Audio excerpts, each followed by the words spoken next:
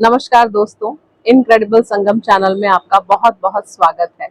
जैसा कि आपको पता है, हमने पिछले एपिसोड में श्री सुरेश पांडे जी के कविता संग्रह मुस्कुराता रूप तेरा में से 2 कविताओं का वाचन किया था।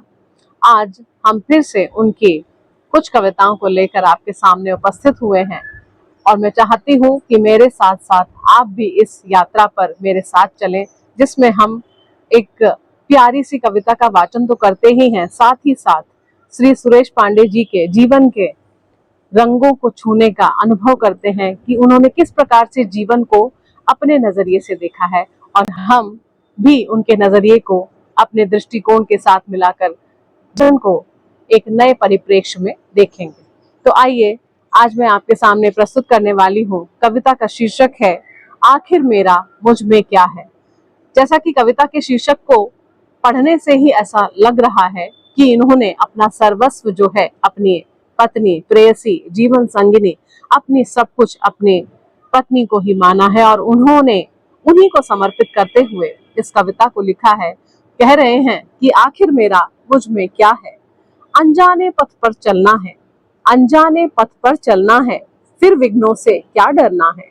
सुबह यहाँ पर, शाम यहाँ पर, चलते चलते फिर थकना है। उन्होंने जीवन के आपाधापी के बारे में कहा है कि ये जीवन कैसा ही असमंजस भरा है। यहाँ पर पता नहीं है कब क्या हो जाए, कब हमारे ऊपर जो है कोई मुसीबत का पहाड़ टूट जाए या कब हमारे पास इतनी खुशियां आ जाएं कि हमें पता ही नहीं चलता।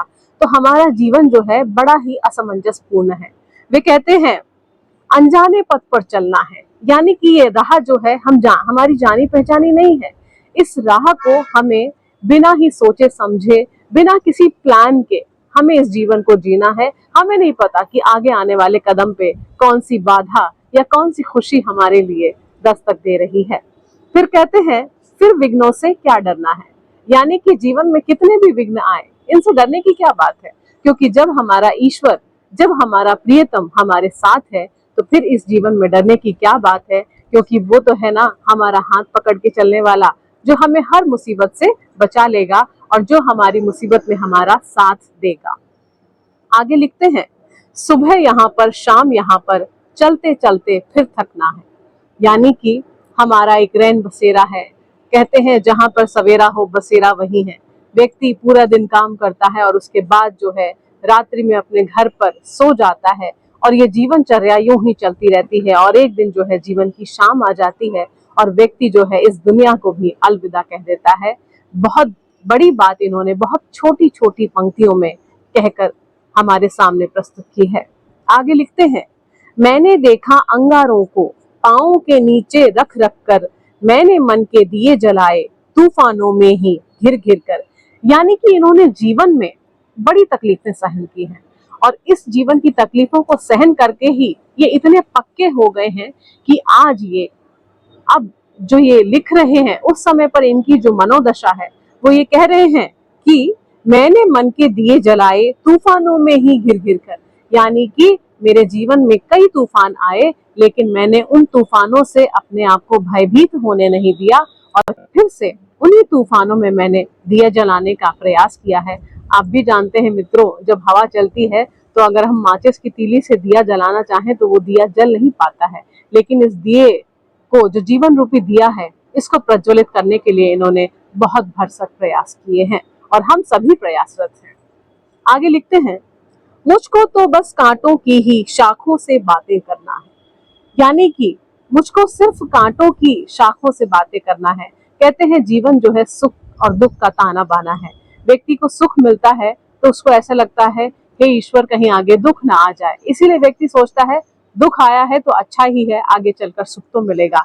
इसीलिए ये कह रहे हैं मुझको तो बस कांटों की ही शाखों से बातें करना है, यानी कि ठीक है मेरे जीवन में सुख नहीं है तो कोई बात नहीं, मैं इन कांटों को ही अपने गले लगा लूंगा और इन्हीं को ही फूल बनने का, इनके ही फूल बनने का इंतजार करूंगा। यानी जीवन में ये जो दुख आया है इसको भोगते भोगते ही जीवन के सुख का मैं इंतजार करूंगा।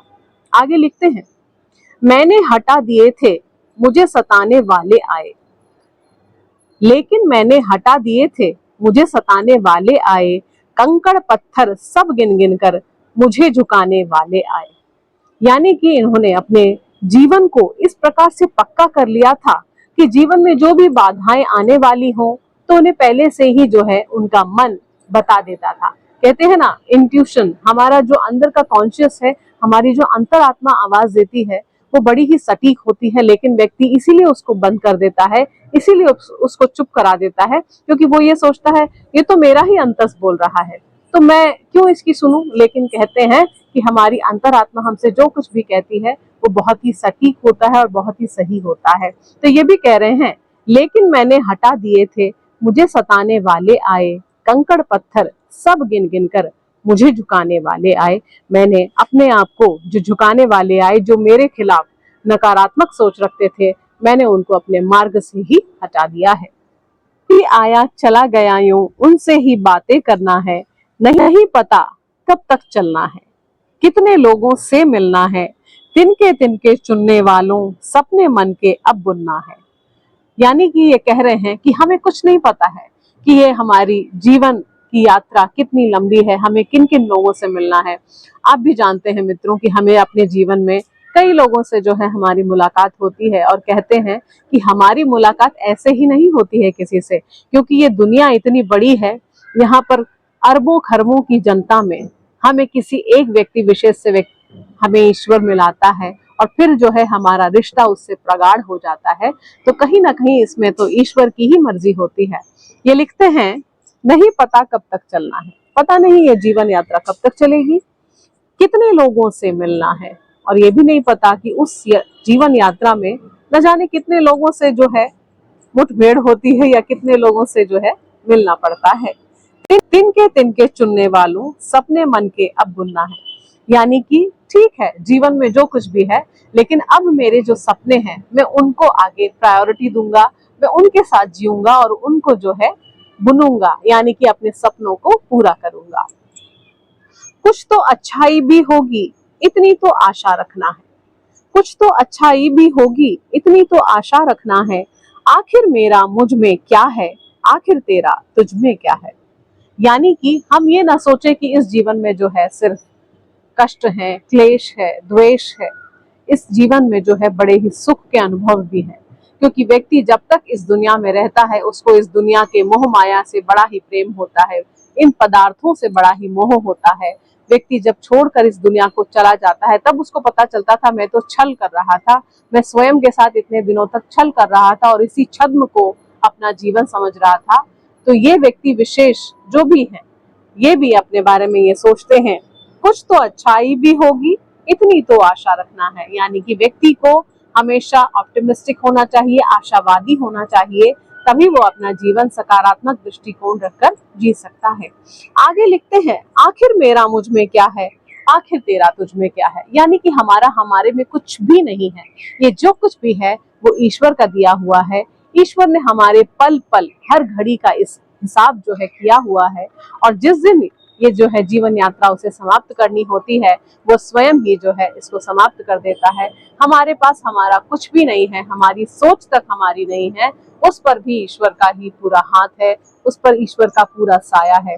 इसीलिए मित्रों, ये सुरेश पांडे जी की तरफ से मैं भी आपसे ये कहना चाहूंगी कि हमें अपने जीवन पर कभी भी गर्व नहीं करना चाहिए, क्योंकि हमें जो कुछ भी दिया है वो सिर्फ और सिर्फ उस ईश्वर का ही दिया हुआ है। आगे लिखते हैं, तत्व बहुत है इस दुनिया में, इनका प्रत्यावर्तन क्या है। तत्व बहुत है इस दुनिया में, इनका प्रत्यावर्तन क्या है। एक नियोजन है निर्धारित, एक प्रयोजन तक बढ़ना है। बहुत खूब लिखते हैं, तत्व बहुत है, यानी कि इस संसार में बहुत सारे तत्व हैं, बहुत सारे पदार्थ हैं जिनका हम पान करते हैं, जिनका हम रस पान करते हैं और जिनसे हम आनंदित भी होते हैं। लेकिन उनसे हमें आनंदित होना है, लेकिन सिर्फ उसी क्षण तक। ऐसा नहीं है कि उनको अपने जीवन पर इतना आरोपित कर लेना है कि बाकी चीजें हम अपने कर्तव्यों को भूल जाएं, क्योंकि हम जब यहाँ धरती पर पैदा हुए हैं तो सिर्फ खाने सोने के लिए नहीं पैदा हुए हैं, हमें जो है अपने कर्तव्यों को भी पूरा करना है, और उसके लिए हमें ईश्वर जो है कहीं ना कहीं से प्रेरित अवश्य करते हैं। आगे लिख रहे हैं, इनका प्रत्यावर्तन क्या है, अर्थात कि इन सब का क्या एक औचित्य क्या है, ये सब क्यों है, ये सारे तत्व इस दुनिया में है, ये क्यों है। एक नियोजन है निर्धारित, एक प्रयोजन तक बढ़ना है। यानी कि ईश्वर ने हमें एक व्यवस्था दी है और उस व्यवस्था में जीते जीते हमें एक प्रयोजन, यानी कि इस संसार में आने का जो हमारा प्रयोजन है उसको सार्थकता प्रदान करते हुए, इस जीवन के प्रयोजन को पूर्ण करते हुए हमें इस जीवन को एक नया आधार देना है, एक नई दिशा देनी है। बहुत खूब श्री सुरेश पांडे जी, आपने बहुत अच्छी कविता लिखी है। इस जीवन के ताने बाने को बहुत अच्छी तरीके से समझाने का प्रयास किया है और मैं आशा करती हूँ कि मैं आपकी इस कविता के माध्यम से शायद लोगों को कुछ समझा पाई हूँ और आपके इन विचारों पर भी खरी उतरी हूँ, जिसमें कि आपने इतने अच्छे विचार जो प्रकट किए हैं, मैंने भी उनको कहीं ना कहीं अपने शब्दों के द्वारा सार्थकता प्रदान करने का प्रयास किया है। मेरे प्रयास को सराहिएगा अगर आपको पसंद आए। फिर एक नई कविता के साथ एक नई श्रृंखला में जुड़ेंगे आपके साथ। तब तक के लिए बहुत बहुत धन्यवाद।